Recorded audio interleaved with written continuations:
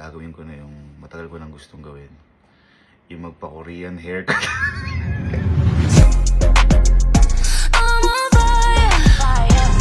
Hi guys.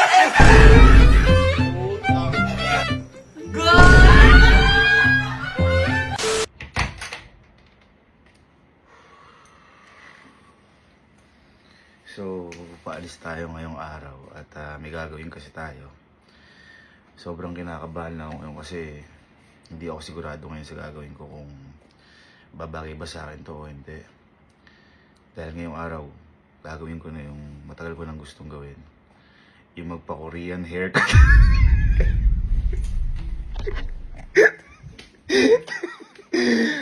Dati ba lang kasi nung nakapanood ako ng K-drama, gustong gusto ko nang magpa-ganon, pa-Korean. Kaso, wala nga ang pera noon. At saka hindi naman yun yung problema eh. Yung problema yung mukha eh.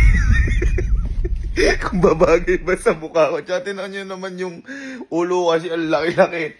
Kaya kung mapapansin nyo, nagpahaba ho talaga ako ng buhok ngayon. Kaso nga lang, ito na talaga yung pinaka-limit ko dahil naiirita na ako.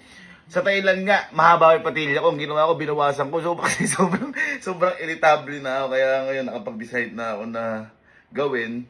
Gusto ko talaga mas pahabain pa para ang gagawin ko kasi, sasabihin ko sa magugupit sa akin na siya na ang bahala kung ano yung